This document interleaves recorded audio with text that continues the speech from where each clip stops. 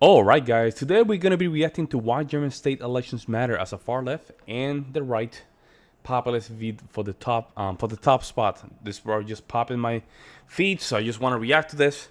Again guys, thank you so much for the support. I really appreciate it. We're going to simply jump in here to educate ourselves in German politics. Jump in. Making their final campaign pushes ahead of Sunday's elections in 2 eastern states, which could have a dramatic impact on the national political scene. Current polls suggest the far-right Alternative for Germany, or AfD, could win the most votes in the states of Thuringia and Saxony. Another anti-establishment party, the newly created left-wing populist Alliance Sahra Wagenknecht, is also expected to do well. Both parties oppose Germany's ongoing military support for Ukraine in its war with Russia. Pirna, a small town between Dresden and the Czech border. It's early morning, and already members of the far-right Alternative for Germany party are up campaigning. Polls indicate their party could win at least 30% in regional elections, their best result yet.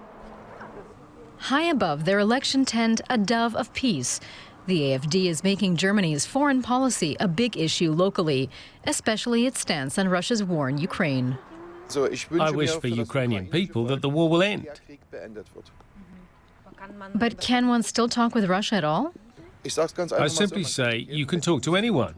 You just have to do it. And I also think that if peace talks are on the horizon, Mr. Putin will definitely be willing to talk.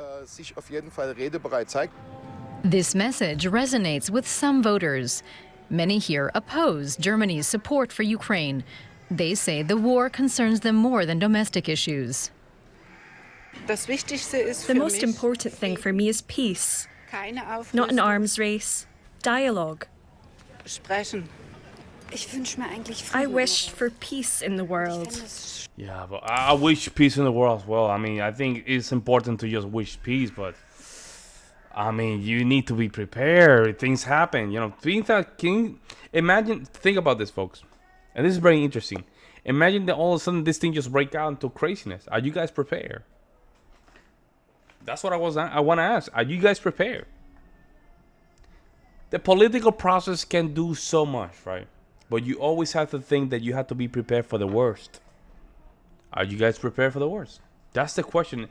And I think you can see there's a lot of concerns, a lot of Germans here. So let me know what you guys think. And I would like Germany not to get involved in this war even more. Yeah, it's concerning. Elsewhere in Pirna, there's skepticism about the influence a regional vote can have on geopolitics. Peace is nice, but you shouldn't talk about that to the people here. You should tell it to Mr. Putin. You really have to think about what the Saxon government can do and what it can't. What does the state parliament in Saxony have to do with foreign policy issues? And it's not just the AfD. The newly formed left-wing Sahra Wagenknecht Alliance, or BSW, has centered its entire campaign around peace. It's a note which strikes a chord in East Germany, where nostalgia for the region's socialist past and resentment towards the US and NATO are still strong. Really? More than 1,000 supporters have gathered in downtown Dresden to hear the founder and face of the party. A band plays a Russian song to warm up the crowd. But not everyone likes what they're hearing. Many say Wagenknecht's peace narrative is playing along with Putin's propaganda efforts. Wow.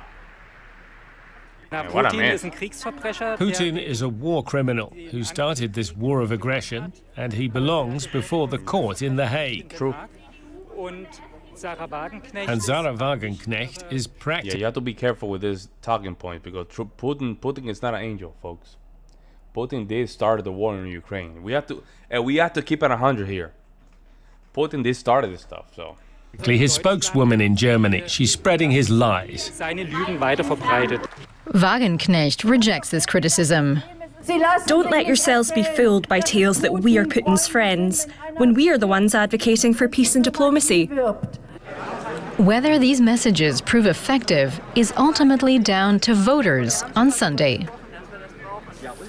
And joining me in the studio for more, we have DW's political correspondent, Julia Saudelli. Julia, good to see you. We heard there in that report how Putin's war in Ukraine has been a topic in these regional German elections. Can you tell us a little bit more about how that works? Yes, so it's been one of the main campaigning topics for one of the parties that is going to probably be one of the revelations of these local elections. That's why there's also a lot of focus from the media and just observers in Germany on these local elections, and that is the AfD, the far-right AfD. And the party has campaigned a lot on the war in Ukraine. They have said that they are against support for Ukraine coming from the central government. They have called for more dialogue with Russia, and there have also been investigations and reports looking into the AfD's ties with Putin and with Russia. And so this has been a big campaigning topic, and we will likely see, if the polls aren't completely off, which is unlikely, the AfD coming in first in one of the two states in Thuringia, and that would be crazy. That's crazy, man. Something's boiling in the world, man. I don't know what it is. Like, you can feel it in the air, kind of thing. First time a far-right party wins a state or federal election in Germany since the Nazi era. And again, the war in Ukraine, a big campaign issue, but also migration. The AfD wants to push for... And they had to throw the word of nationalist socialist party. They had to throw it, huh? I don't like that. I don't like that. Much stricter rules on migration. That is something that has seemed to resonate in these parts of the country. So if the polls are correct and the AfD does win in at least one or perhaps both of these two states, does that mean we will actually see them govern? Well, that is unlikely, because we've seen from the other parties running in these state elections in Thuringia and Saxony, they have vowed not to form any government alliances with the far-right AfD. They said they don't want to have anything to do with them, any cooperation with them, which means that the AfD will likely stay out of the government. But they would still have quite a big share of seats in the local parliaments, and they could cause some disruption there, blocking motions and etc. But this also means that it will likely be very tricky to form governments in these two states. And those are very nice flags, man. I love it. Those are very nice. Because the winning parties, or the parties that get the most share of the votes, for example, the conservative CDU, won't have any other parties to form alliances with, because we expect the other sort of mainstream German parties that are in government in Berlin to do quite terribly. So there is some risk of instability in these states, and that would also mean, again, a success for the AfD. Now, Julia, just briefly before I let you go, we've spoken a little bit about the Sahra Wagenknecht Alliance. Can you tell us more about this party? It's had a pretty quick rise in the polls, hasn't it? Yes, this could be another one of the big revelations of these two state elections. Sahra Wagenknecht is a former left-wing politician. She was part of the Socialist Left Party, which she abandoned to start her own alliance, which didn't exist a year ago, and now it's likely to come in third or maybe even second in these elections. And she has also campaigned on the topics that have been strong for the AfD, so wanting to stop support for Ukraine, wanting to go into dialogue with Russia, and to have stricter measures on migration. But she doesn't use the right-wing and far-right rhetoric of the AfD, so that makes it more appetizing for voters to vote for her who don't want to have anything to do with the far-right. Well, thank you. Here's my thing about this. Here's my opinion. But what about their concerns about both sides? I never heard. These are very bad analysis, folks. This is not a good analysis, and let me explain why. From my opinion, because you're not addressing the concern of a lot of these voters, left or right. I don't see anything concerning. She's talking about how the politics is gonna work.